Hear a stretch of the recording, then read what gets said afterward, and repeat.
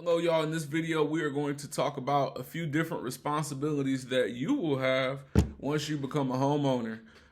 Once you get your keys, the job is not done. There's an entirely different set of tasks that are in front of you at this point. Here's where the adulting takes over. Number one is going to be your home maintenance. You want to make sure everything is fixed, and you don't want things to break down on you, unexpectedly. What I recommend that you do is, do regular inspections on your house. Walk around the inside and outside of your house. You want to make sure things look like they're up to par. If things kind of look, out of place, or something isn't wrong, or something isn't serviceable, you want to take into consideration, what that is and how much it may cost. Again, seasonal maintenance on certain things kind of helps keep down on repairs. For example, cleaning your gutters. If you have an HVAC system, you want to make sure that's regularly serviced. Any type of lawn care or landscaping that you might have done or you might personally do on your property, this is all a part of seasonal maintenance as well. Again, home repairs. Address any repairs that need to be made while they are small. That way they don't become a very bigger problem down the line. And that could, that involves, any different thing that is in the house. It could be an HVAC system, a plumbing system, any of that.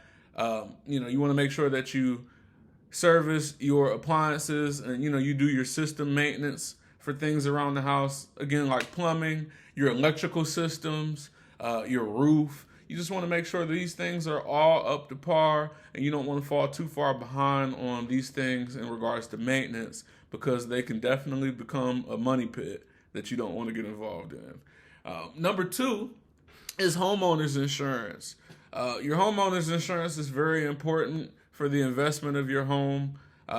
You want to make sure that you understand your policy coverage, what damages they are willing to handle, what they're not willing to handle. Understand any type of premiums that you might have involved in that home insurance policy. Make sure that you review them thoroughly, and make sure that you update the policy along with any other type of improvements or repairs that you make while you are living and owning the house. Also, lastly, in regards to homeowners insurance, make sure that you understand the claims process. So, for example, if there's a case where you need to file a claim to your home insurance company, you understand how that goes, how they're going to operate, and what you might need in order to make that process, as smooth as possible. Number three is property taxes. Your property taxes are levied by your local government. They're used to fund things like, public infrastructure and also the schools that are in your community. An assessor in your community, a local tax assessor, usually determines the property's assessed value when it comes down to taxes. That's how they come out with that number that you end up having to pay. Make sure that you understand your payment schedule when it comes down to your taxes. Some people pay their taxes annually. Some people pay them semi-annually. And some people, they prefer to have it included in their monthly mortgage note. Some people have an escrow account, again, that allows them to pay those payments timely, in case you so happen to forget. Also, you want to make sure you understand the idea of tax appeals. If you believe you have a case of your property was overassessed, you may have the option to appeal, that property tax assessment. So you want to get familiar with that process as well in the event that you run into a case of overassessment. Number four is homeowners association fees, also known as the HOA. These dues are something that they can also be paid. Well, in some cases, some associations may have you pay them monthly. They may ask you to pay them semi-annually, or they may ask you to pay it once a year. It's a case-by-case basis. All HOAs are different. They are not they're not all owned by the same person. So they have different rules and regulations that they go by. But again, understand your dues. Understand what they cover in regards to common area maintenance, any type of amenities or community services that are offered within that area. Just, you want to make sure that you know what you're paying for. Make sure that you abide by the rules of the HOA. Sometimes that can come with a penalty if you are in violation. In some HOAs, you might not be able to, they may have noise restrictions. You might run into a case where, they only want people to paint their house a certain variety of colors if you decide to paint it at all. Each HOA is different. Just make sure that you read into these things and you know what you're getting into. And usually you can read into this before you actually purchase the home and get to this point. Also, make sure that you participate in the HOA meetings if at all possible. You're a part of the community. You're paying fees to an HOA to provide a service to you. So your voice does matter.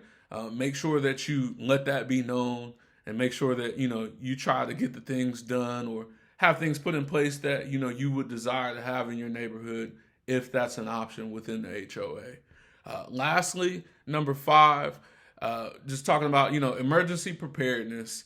You want to make sure, some people have went through the experience of maybe being burglarized or maybe having a car broken into in their driveway or something like that. Make sure you invest in a home security system. I would highly recommend that. You want to take any type of precautions that you can to prevent, any type of burglarizing or any type of vandalism that might, potentially go on a property.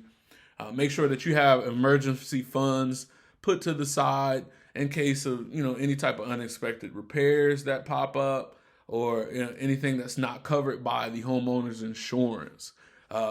Also, prepare for any type of natural catastrophes or disasters that might occur. You have cases where sometimes, God forbid, a house, might flood, or you might live in an area where there's a hurricane possibilities. Sometimes you have, tornadoes in some regions of the country, like, for example, the Midwest, or, house fires or, wildfires, in certain parts of the country. These are all things that happen. Nobody plans on that happening to them, but it's always important to be prepared for worst case scenario. So this is just something that, you might want to put together some type of an exit strategy, maybe like a first aid kit on top of that, and just have some type of financial plan to be able to get out of that circumstance as safely as possible. Lastly, we've covered pretty much all the important steps for this. Hopefully this gives you more information on what you should expect once you move into the home and, kind of continue your life on as a homeowner or the owner of a new home. So again, these are things that you want to pay attention to and be fully aware of once you own the house. Any type of expenses, again, like HOA fees, homeowners insurance, knowing, the details and the terms of these things are going to be very important once you do become a homeowner.